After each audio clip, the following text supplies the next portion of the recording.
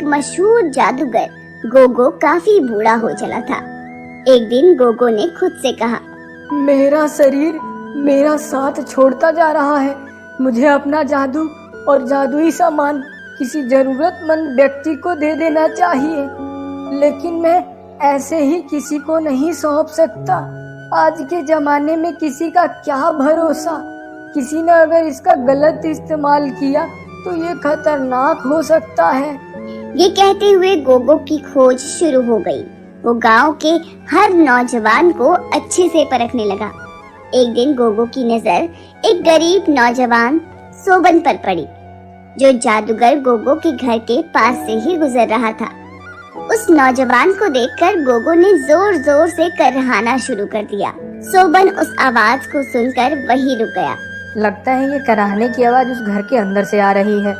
मुझे घर के अंदर जाकर देखना चाहिए। घर के अंदर जाने के बाद उसने देखा कि एक बूढ़ा व्यक्ति बहुत बीमार था, जो एक बिस्तर पर लेटे हुए दर्द से कर्राह रहा था। सोबन को अपने सामने देखकर गोगो ने लड़खड़ाती आवाज में कहा, बस अब अंतिम वक्त आ गया है मेरा। गोगो को इस तरह से कर्राहता हुआ देख नौजवान सोबन उस बूढ़े व्यक्ति के पास जाकर बैठा और कहा, क्या हुआ बाबा, आपको कुछ चाहिए क्या? मैं आपको कोई मदद कर सकता हूँ तो बताइए। मुझे बहुत तेज भूख लगी है, पर मेरे पैरों में इतनी पीड़ा है कि मैं ठीक से चल भी नहीं सकता। बाबा आप परेशान मत होइए, मैं अभी कुछ करता हूँ। गोगो का इतना कहना था कि सोबन ने तुरंत उस बूढ़े व्यक्ति के लिए उसके घर में खाने के लिए दाल चावल बनाकर उसे खिला दिए और उसके पैरों में तेल की मालिश भी कर दी। सोबन ने बिना स्वार्थ जैसे गोगो की मदद की, उससे वो बहुत प्रसन्न हुआ। बेटा, तुमने जिस तरह से मेरी मदद की है उससे मैं बहुत खुश हूँ। वैसे तुम करते क्या हो और कहाँ रहते हो? मैं एक अनाथ हूँ और मैं अभी दूसरे शहर कमाने जा रहा हूँ। पर तुम दूसरे शहर क्यों जा रहे हो? काम तो तुम इस शहर में भी कर सकते हो ना। बाबा, मुझे एक शहर से दूसरे शहर घूमना बहुत पसंद है और मुझे नए लोगों से मिलना जुलना अच्छा लगता है। तुम्हें घूमना पसंद है? हाँ बाबा, मैं एक अनाथ हूँ, इसलिए मैं पूरी दुनिया को अपना परिवार मानकर मैं उनके साथ बातचीत करता हूँ और सभी जगह घूमने की इच्छा रखता हूँ। और सच बताऊँ बाबा, मुझे ऐसा करने में बहुत खुशी मिलती है। गोगो जादूगर को नौजवान की बात सुनकर बहुत अच्छा लगा। अच्छा, तुम्हें पता है मैं कौन हूँ? मैं एक जादूगर हूँ। मेरे पास उड़ने वाला एक जादुई संदूक है, जो आज मैं तुम्हें देना चाहता हूँ, ताकि तुम उस संदूक में बैठकर पूरी दुनिया आसानी से घूम सको। क्या आप सच कह रहे हैं? क्या सच में मैं पूरी दुनिया घूम सकता हूँ? हाँ, मैं बिल्कुल सच कह रहा हूँ, लेकिन तुम्हें पूरी दुनिया घूमने के बाद उस संदूक को मुझे वापस करने के लिए यहाँ आना होगा। आप निश्चिंत रहें, मैं आपका भरोसा नहीं तोड़ूंगा और इस संदूक को आपको लौटाने जरूर आऊंगा। गोगो जादूगर की बातें सुनकर सोबन बहुत खुश हुआ और उस जादूगर का धन्यवाद करके उस संदूक में बैठ गया, जिसके बाद संदूक सोबन को लेकर आकाश में उड़ने लगा। उड़ता उड़ता वो संदूक एक सुंदर शहर में जा पहुंचा। उस शहर में सोबन को एक महल दिखाई दिया। अरे वाह, ये तो बहुत ही सुंदर महल है। क्यों ना इसके पास जाकर इसे देखा जाए। खुद से ये कहकर सोबन ने संदूक की दिशा महल की तरफ बढ़ा दी। महल के पास पहुंचकर सोबन ने देखा कि महल में बड़ी बड़ी खिड़कियां लगी थी और उसी एक खिड़की पर बहुत सुंदर राजकुमारी सोबन को नजर आई। नौजवान सोबन उस खिड़की के नजदीक गया तो राजकुमारी उस संदूक में बैठे सोबन और उसके उड़ते संदूक को देखकर बहुत खुश हुई। राजकुमारी ने हाथ हिलाकर उस नौजवान को अपने पास बुलाया और कहा, अरे वाह, मैंने तो आज से पहले ऐसा उड़ने वाला संदूक कभी नहीं देखा। नौजवान, तुम्हें ये संदूक कहाँ से मिला? ये संदूक मुझे एक जादूगर ने दिया है पूरी दुनिया घूमने के लिए। मैं भी उस संदूक में बैठना चाहती हूँ। क्या तुम मुझे भी इस संदूक की सवारी कराओगे? हाँ, क्यों नहीं। सोबन ने राजकुमारी को अपने साथ संदूक में बिठाकर उसे झीलों और पर्वतों की सैर कराई और फिर राजकुमारी को उसके अपने ही महल पर वापस छोड़ दिया। राजकुमारी ने जाते जाते सोबन से कहा, सोबन, तुम यहीं रुक जाओ, मैं अपने माता पिता को बुलाकर तुम्हें काम दिलवा दूंगी। माफी चाहता हूँ, मैं पहले पूरी दुनिया घूमना चाहूँगा, उसके बाद मुझे यह संदूक जादूगर को वापस करना है और फिर मैं आपके शहर काम करने आऊँगा। ये कहकर दोनों ने एक दूसरे को अलविदा किया और सोबन दूसरे शहर की ओर रवाना हुआ। सोबन इस तरह पूरी दुनिया घूमकर जब वापस जादूगर के पास पहुंचा, तो जादूगर गोगो सोबन को दोबारा देखकर बहुत खुश हुआ।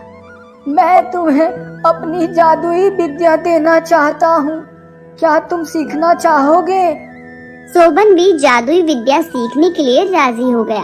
धीरे धीरे वो सारा जादुई ज्ञान सीख गया था, पर फिर एक दिन उस बूढ़े जादूगर की मौत हो गई और सोबन फिर से अकेला हो गया।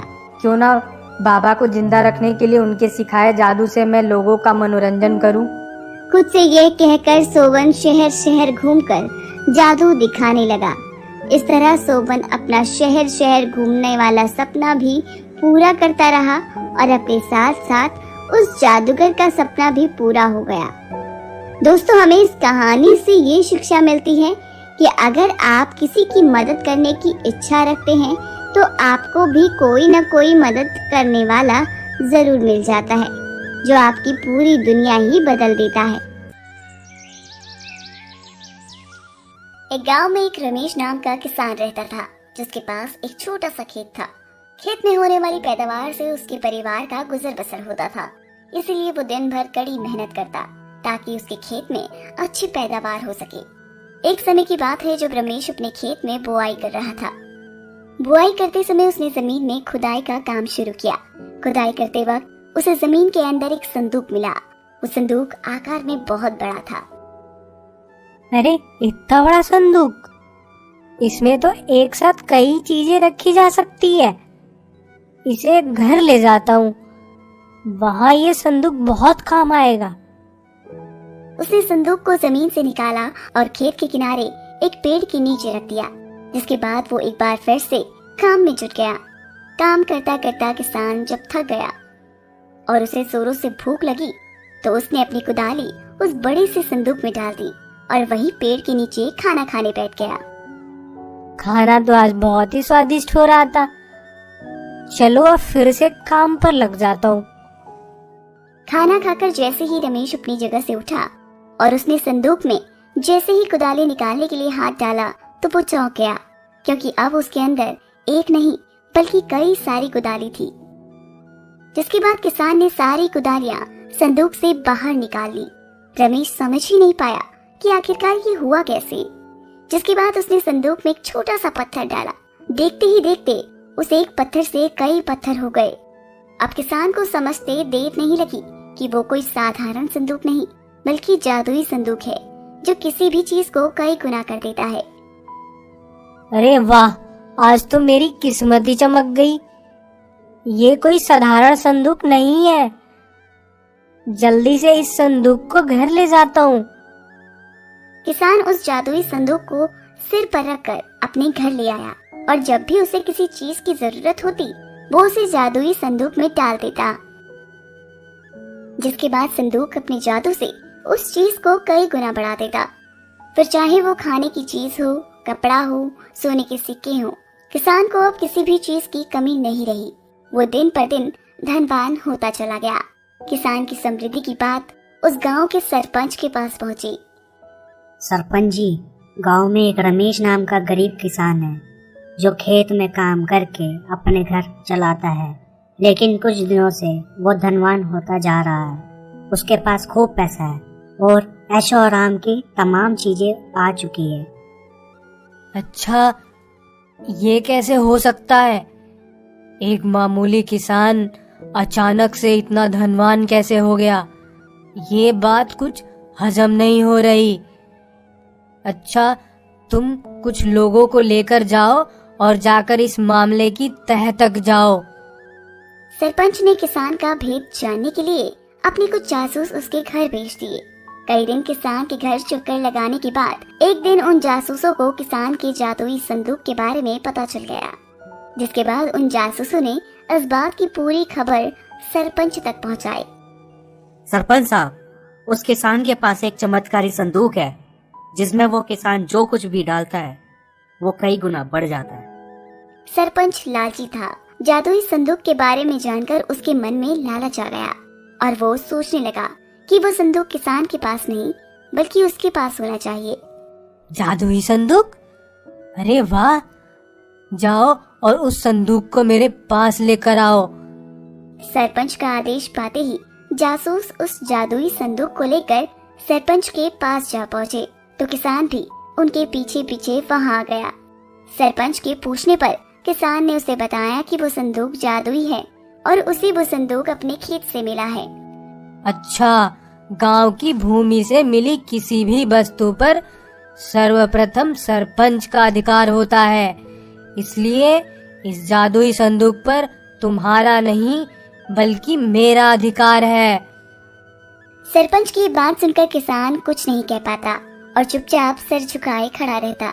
जिसके बाद सरपंच उस जादुई संदूक में पहले तो एक कंकड़ डालता और कुछ देर रुक जाता, लेकिन जब वो उस कंकड़ को देखता तो उस संदूक में एक ही कंकड़ पड़ा होता जो सरपंच ने ही डाला होता है।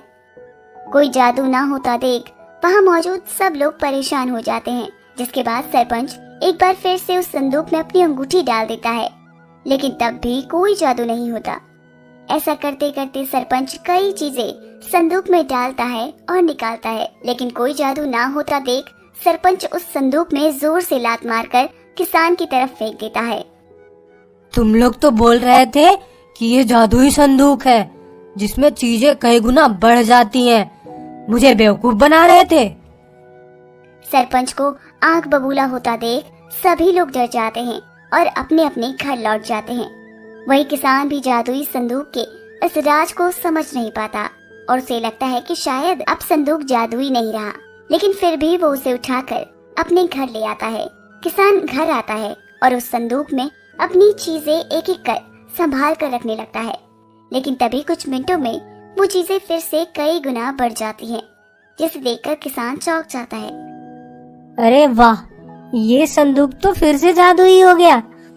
या फिर हो सकता है कि इस संदूक का इस्तेमाल सिर्फ मैं कर सकता हूँ, इसलिए ये मुझे मेरे खेत से मिला। जादुई संदूक का फिर से इस तरह से चीजें कई गुना बढ़ा देना किसान के लिए बहुत बड़ी खुशखबरी थी, लेकिन अब वो इस संदूक का इस्तेमाल दूसरों की मदद करने के लिए करने लगा और उसने ठान लिया कि वो इस संदूक का इस्तेमाल सिर्फ जरूरतमंदों की मदद करने के लिए ही करेगा। जिसके बाद वो पहले जैसा ही जीवन जीने लगा।